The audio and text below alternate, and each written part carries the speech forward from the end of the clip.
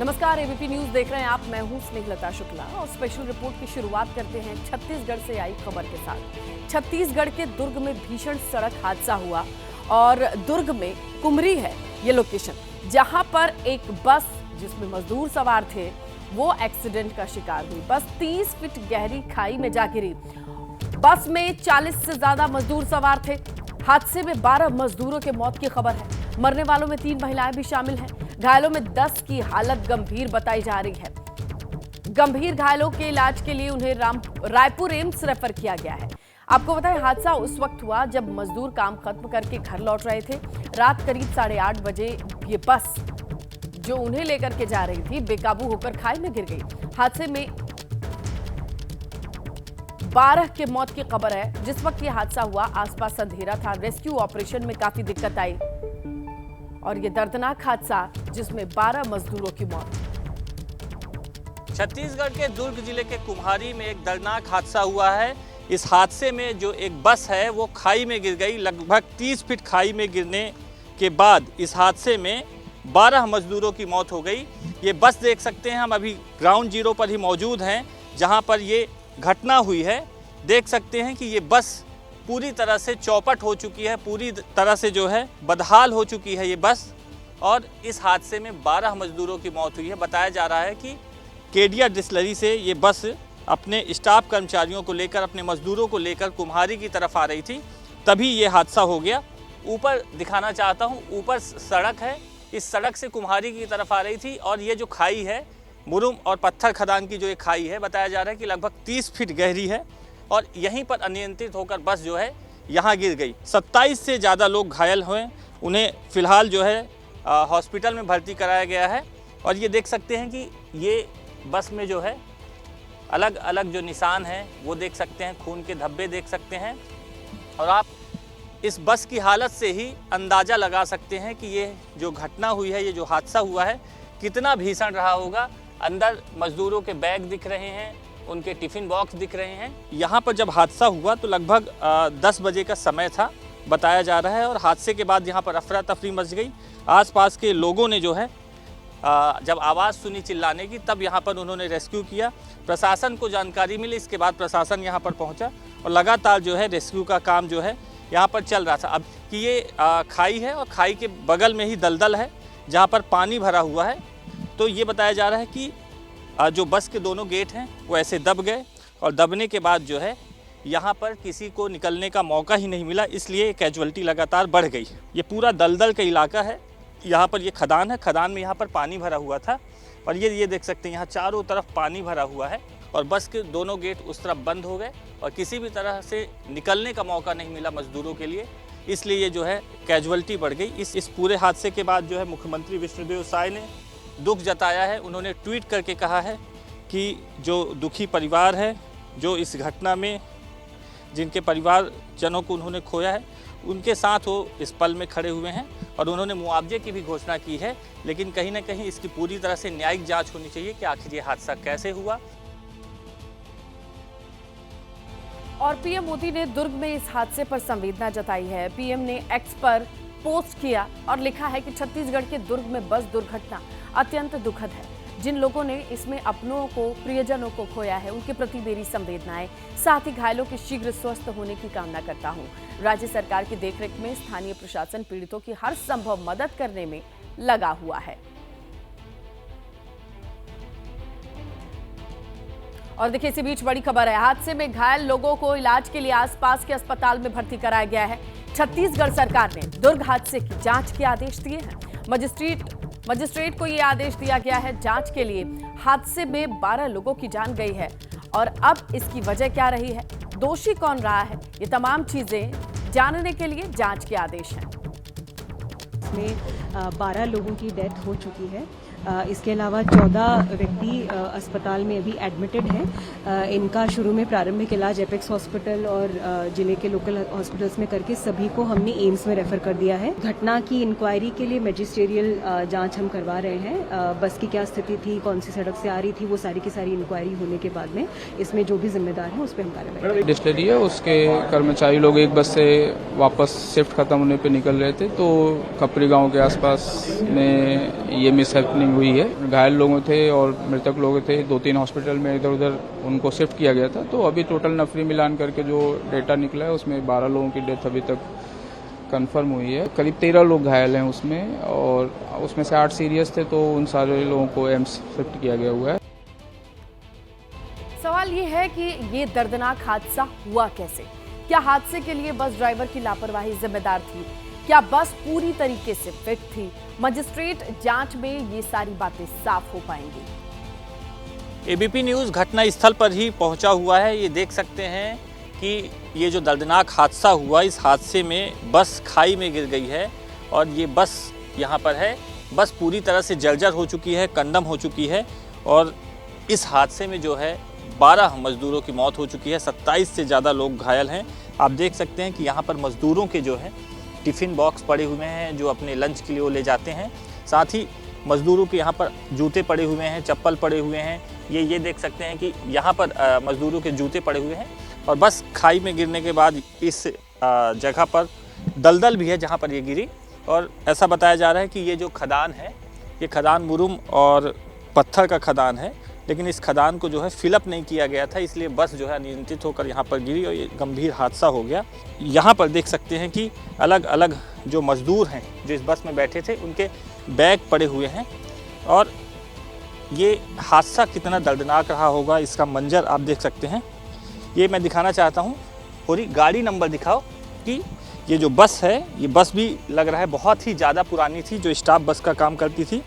Kedia distillery है, शराब बनाने की कंपनी है। वहाँ से 9 साढ़े 9 बजे की जो शिफ्ट होती है, वहाँ से जो छूटने के बाद मजदूर हैं उनको घर पहुँचाने का काम ये कर रही थी, तभी ये दर्दनाक हादसा हो गया। CG07C7783 ये बस नंबर है। फिलहाल जो है वो दुखी जो परिवार है उनके साथ खड़े हुए हैं। उन्होंने अपने एक्स हैंडल पर दुख जताते हुए कहा है कि इस घटना में जिन्होंने अपने परिवार के जनों को खोया है, उनके वो साथ हैं।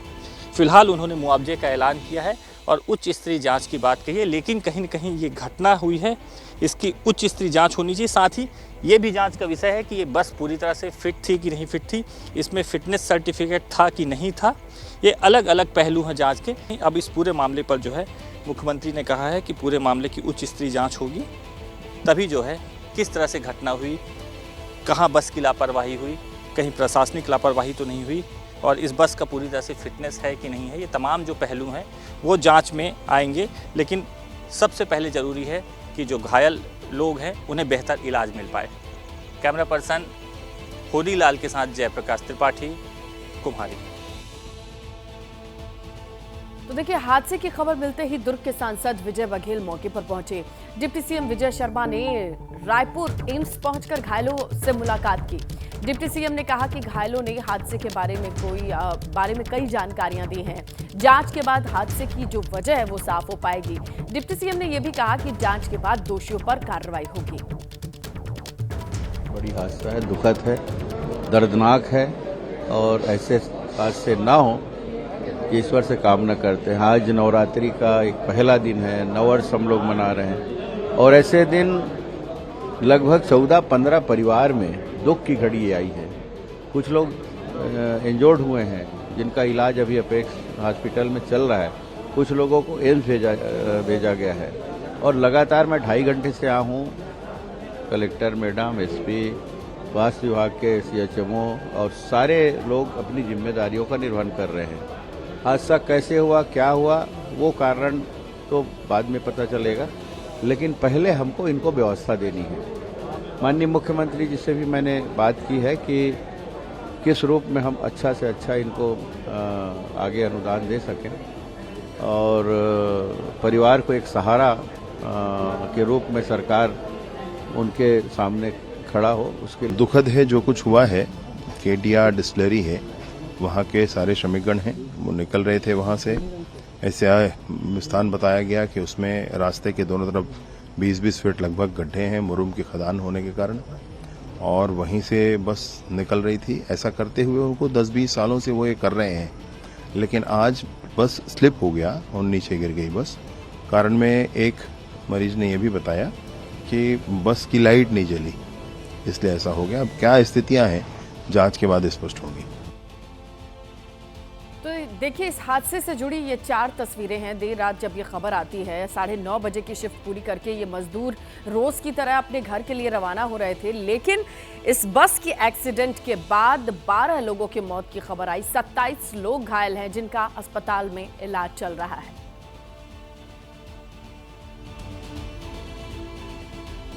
आइए आगे बढ़ते हैं। लोकसभा चुनाव के पहले चरण मतदान की बात कर ले तो महज 9 दिन का वक्त बाकी है। कांग्रेस हो या बीजेपी या फिर कोई दूसरी पार्टी पूरी ताकत से प्रचार प्रसार में लगी हुई है। शब्दों के बाण चल रहे हैं। शराब घोटाले में अरविंद केजरीवाल की हाई कोर्ट की याचिका की बात करें तो वो खारिज हो गई है।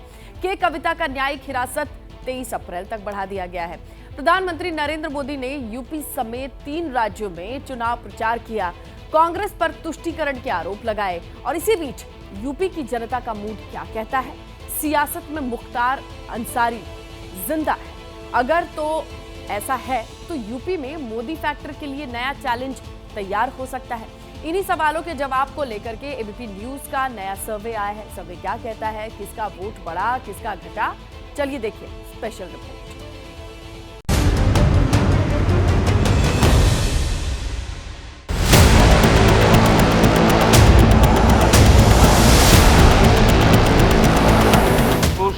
करण के दलदल में कांग्रेस इतना डूब गई है कि उससे कभी बाहर नहीं निकल सकती।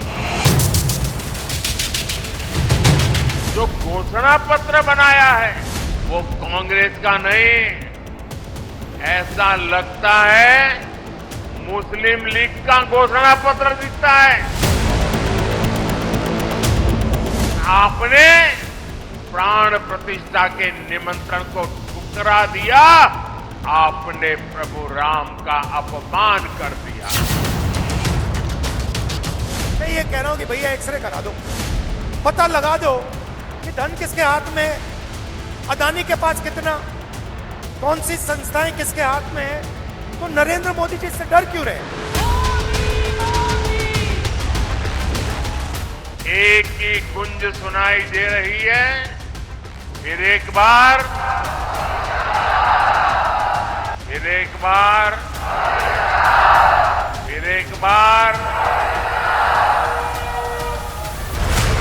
उत्तर से दक्षिण, पूरब से पश्चिम, सियासी तापमान के साथ चुनावी पारा भी चढ़ रहा है। नेता वोटरों के बीच हैं और जनता के मन में जगह बनाने के लिए जो बन पड़ रहा है वो कर रहे हैं, हर दांव आजमा रहे हैं। नारे तकबीर! बीजेपी के स्टार कैंपेनर और देश के प्रधानमंत्री नरेंद्र मोदी एक एक दिन में 3-3 राज्य नाप रहे हैं, क्योंकि वो जानते हैं कि जीत की हैट्रिक लगानी है तो जनता के बीच प्रमुखता से अपनी बात रखनी होगी, विपक्ष पर तीखे प्रहार के साथ। मोदी ने अब तक जो काम किया है ना, वो तो फुलझड़ी है, फुलझड़ी।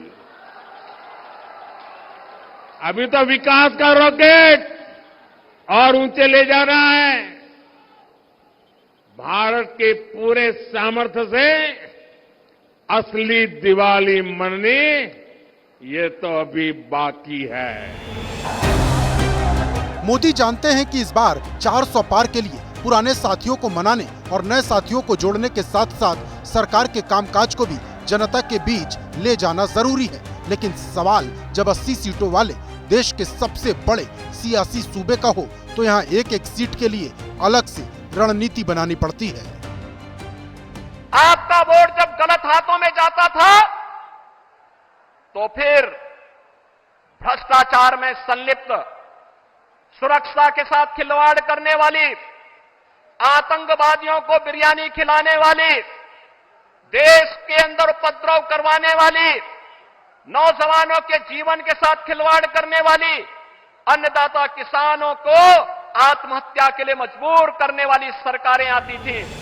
मोदी मोदी। अब तक सब ठीक था। बीजेपी 80/80 के लिए ताल ठोक रही थी, लेकिन मुख्तार अंसारी की मौत के बाद बीजेपी एक बार फिर ड्राइंग बोर्ड पर जाती दिख रही है। ऐसा इसलिए भी है क्योंकि जेल में मुख्तार अंसारी की हार्ट अटैक से मौत के बाद नए समीकरण आकार ले सकते हैं। इसलिए सवाल उठने लगे, क्या यूपी में लोकसभा चुनाव में नया ट्विस्ट आ सकता है? क्या मुख्तार अंसारी की मौत से यूपी का चुनाव बदलने लगा है? क्या यूपी में मुसलमान वोटर अब पोलराइज हो जाएगा? क्या इंडिया अलायंस का वोट मीटर बढ़ेगा? और क्या पोलराइजेशन यानी ध्रुवीकरण से बीजेपी को बम्पर फायदा मिलेगा? इन सारे सवालों के बीच एबीपी न्यूज पर नया सर्वे रिलीज हुआ है। यूपी का मूड जानने के लिए सी वोटर ने एबीपी के लिए सर्वे किया है। सर्वे के सवालों के जवाब आपको बताएं, जनता जनार्दन की राय आपको दिखाएं। उससे पहले इंडिया अलायंस और बीजेपी के बीच जुबानी जंग का नया ट्रेलर देख लीजिए। मोदी जी की सरकार ने मान लिया कि हां, हम रोजगार नहीं दे पा रहे हैं। क्यों नहीं दे पा रहे हो? क्योंकि आप पूरा का पूरा काम 20-25 लोगों के लिए कर रहे हो। जो रोजगार देने वाली रीढ़ की हड्डी है, स्मॉल और मीडियम बिजनेस वाले, छोटे व्यापारी, उनको तो आपने खत्म कर दिया। आज हिंदुस्तान की सरकार के पास 30 लाख सरकारी वैकेंसीज हैं। जैसे ही हमारी सरकार बनेगी, ये नौकरियां हम आपके हवाले कर देंगे, आपको दे देंगे। लेकिन जब देश की जनता ने पाई पाई देकर के इतना भव्य मंदिर बना दिया, जब मंदिर वालों ने आपके सारे गुनाह माफ करके आपको प्राण प्रतिष्ठा के कार्यक्रम में सम्मान पूर्वक निमंत्रित किया, लेकिन आपने प्राण प्रतिष्ठा के निमंत्रण को ठुकरा दिया, आपने प्रभु राम का अपमान कर दिया। चुनाव दर चुनाव यूपी का मुसलमान कई पार्टियों के लिए वोट बैंक के साथ एक नए पावर सेंटर का काम करता आया है। समाजवादी पार्टी हो या फिर बहुजन समाज पार्टी या फिर कांग्रेस, मुस्लिम वोट बैंक के लिए हर कोई दांव लगाता है। और ये भी सही है कि अभी तक सूबे का मुसलमान 3 खांचों में बटा दिख रहा। ओवैसी की एंट्री के बाद मुकाबला दिलचस्प हो गया है। इतना बड़ा वाकया हुआ है, जुडिशियल कस्टडी में उनकी मौत हुई है और यहाँ की प्रदेश सरकार उसकी जिम्मेदार है, तो हम उनको कंडोलेंसेस और पुरसा देकर आए। नहीं, हम दोनों से मुकाबला करेंगे, एनडीए से भी, बीजेपी से भी करेंगे, और जो भी हमारे खिलाफ ओपोनेंट होगा, हमारे पीडीएम के खिलाफ, उससे मुकाबला करेंगे। पिछले निकाय चुनाव में अच्छा खासा एमआईएम का परफॉर्मेंस रहा। यानी सारी लड़ाई मुसलमान वोट बैंक को साधने के लिए हो रही, लेकिन सवाल है कि इस बार यूपी में मुसलमान का वोट किधर जाएगा? क्योंकि यूपी का करीब 20% मुसलमान यानी करीब 4 करोड़ आबादी। पश्चिमी यूपी में 26% से ज्यादा मुसलमान हैं।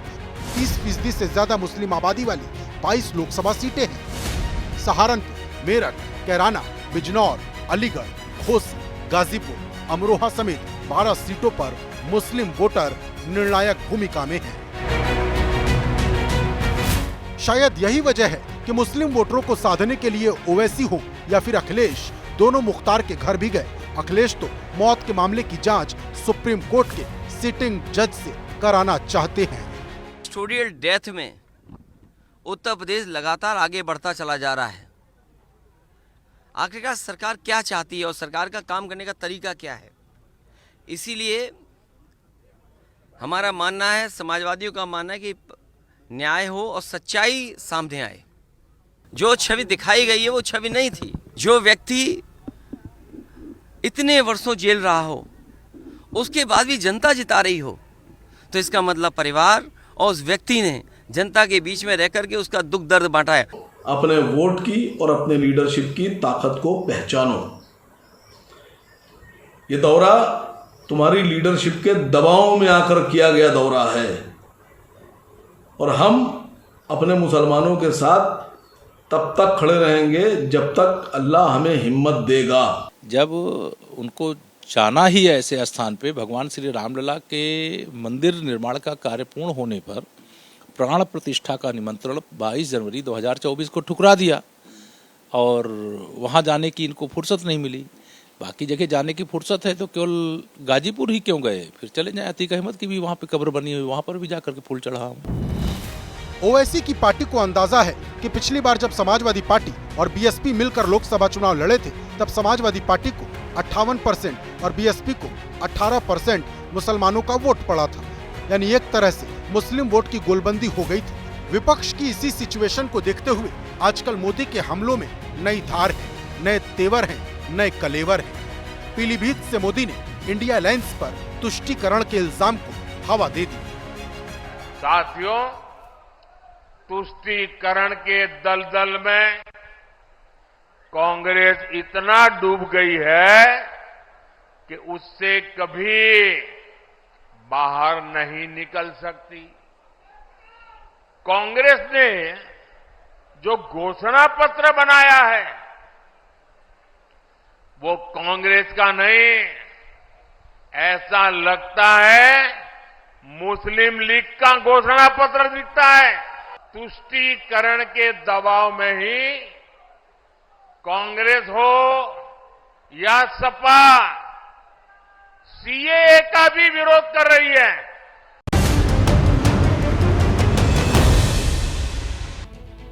नमस्कार, मैं स्नेहलता शुक्ला और माधवी लता। पिछले कुछ दिनों से ये नाम सियासी दुनिया का सबसे बड़ा चर्चा का विषय बना हुआ है। चर्चा इसलिए क्योंकि माधवी लता को बीजेपी ने उस लोकसभा सीट से उतारा है जिस पर पिछले 40 साल से ओवैसी के परिवार का कब्जा रहा। पिछले 40 साल जहां कोई नहीं जीत पाया, उस किले में सेंध लगाने के लिए माधवी लता को मैदान में उतारा गया है। सवाल पूछे जा रहे हैं, आखिर माधवी लता में ऐसा क्या खास है? वो कौन सी बात है जो असदुद्दीन ओवैसी जैसे ताकतवर नेता को हराने का बादा रखती है? एबीपी न्यूज संवाददाता मनोज्ञा लोईवाल ने हैदराबाद जाकर के इन सवालों के जवाब को ढूंढने की कोशिश की है। स्पेशल रिपोर्ट देखिए आप।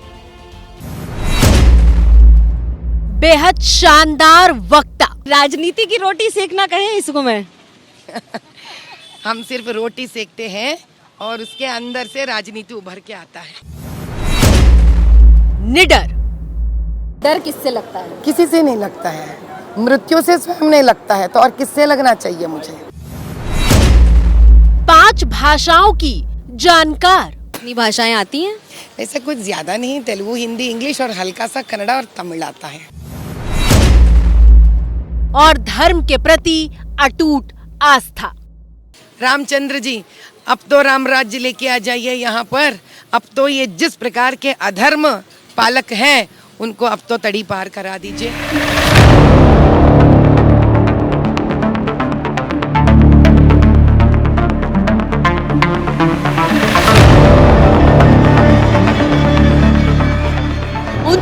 साल की कोमपेला माधवी लता का ये छोटा सा परिचय है, लेकिन 2024 के लोकसभा चुनाव ने उन्हें पूरे देश में चर्चा का विषय बना दिया है। आरती रे सीता पति के घर तीरे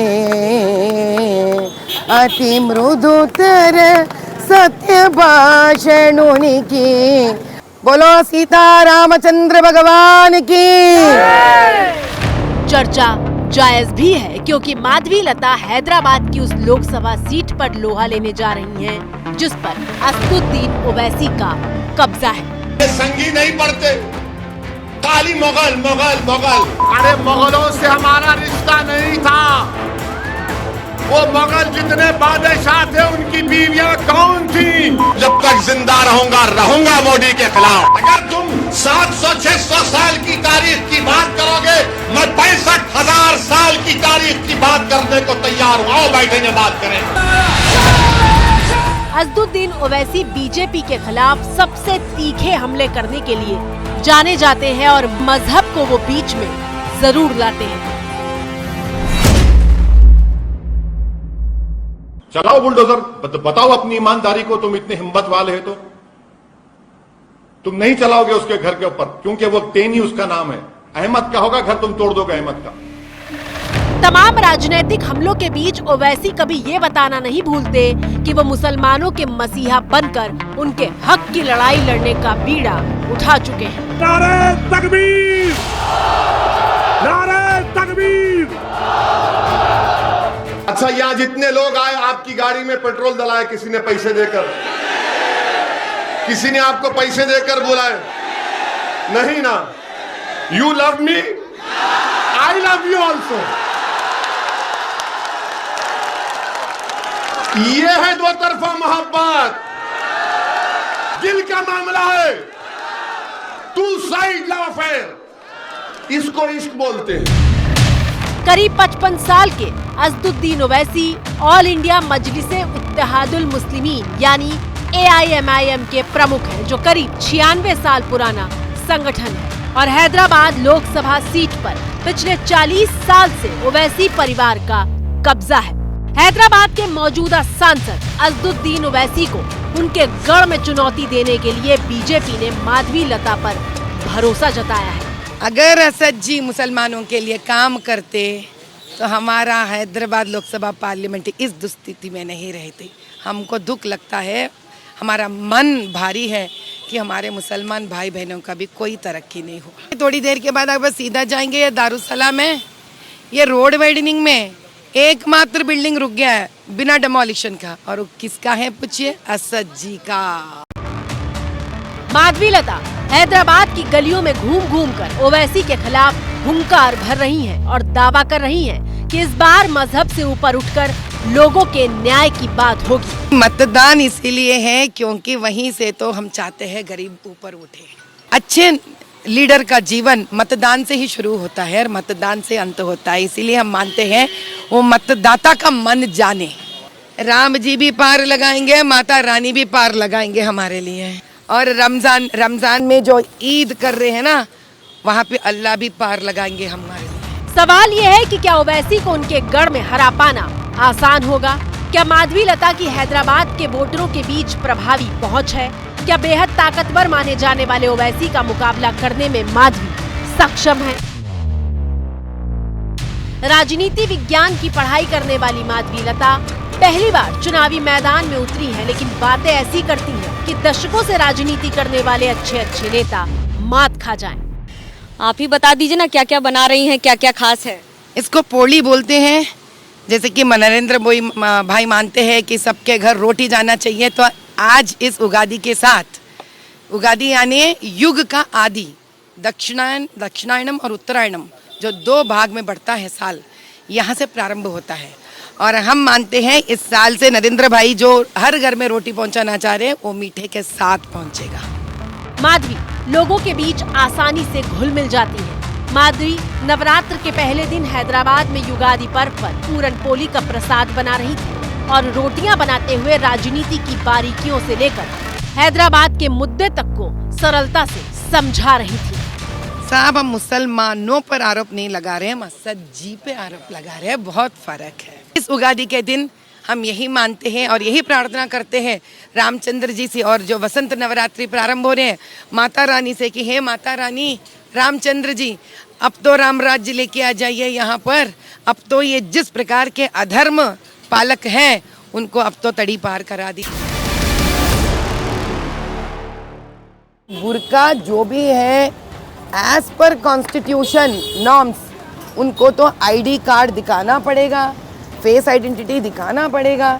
तो वो जब ये नहीं कर रहे तो आप नहीं समझ रहे, they are going against the law of the land. तो आप क्या कार्रवाई करेंगे?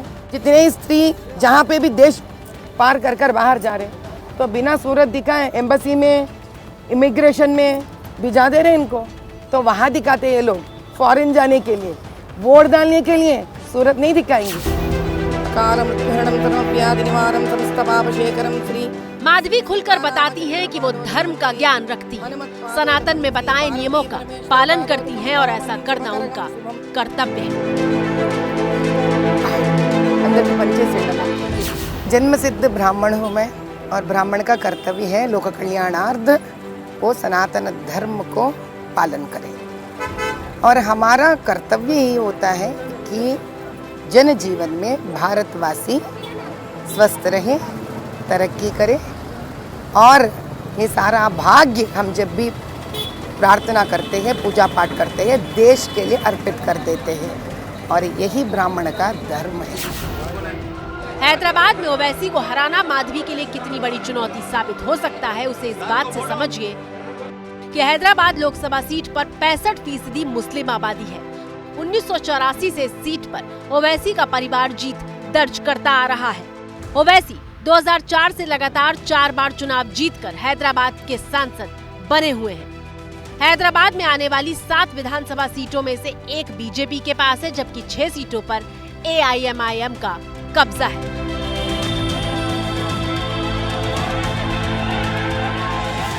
यही वजह है कि असदुद्दीन ओवैसी और उनके भाई अकबरुद्दीन ओवैसी हैदराबाद में जब भी जनता के बीच आते हैं, वो मजहब और मुसलमान की बात को सबसे आगे रखते हैं।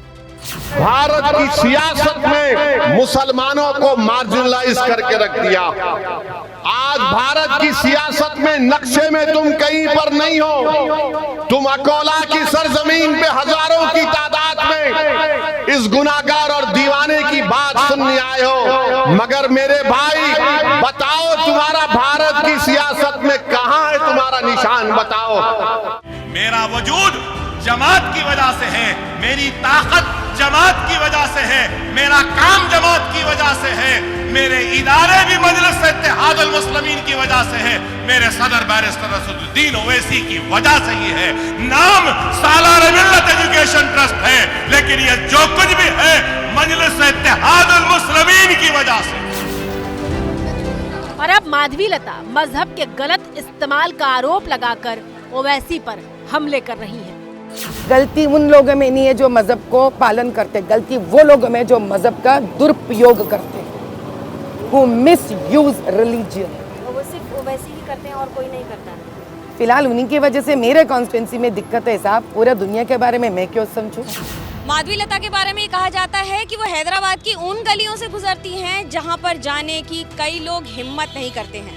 जब हमने माधवी से पूछा कि आखिरकार उन्हें डर किससे लगता है, तो उन्होंने बड़ा रोचक जवाब दिया। लता को डर किससे लगता है? किसी से नहीं लगता है, मृत्यु से स्वयं नहीं लगता है, तो और किससे लगना चाहिए मुझे।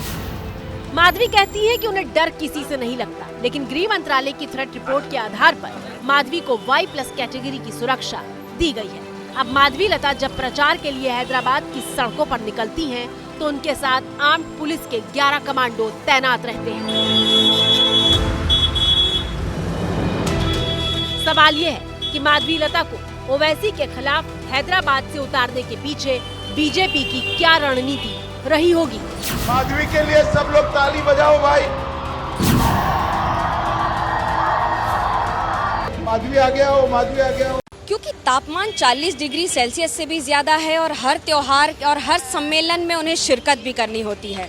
माधवी लता अपने ही अंदाज में छोटी छोटी लोगों की गोष्ठियों में मिलती हैं, लेकिन इसके साथ ये भी ध्यान रखती हैं कि अपने धर्म का प्रचार और प्रसार अपने ही अंदाज में करती हैं। दूसरी बात, उनके धर्म के ज्ञान को वो किस तरह से सबके सामने रखती हैं, वो भी देखने लायक होता है।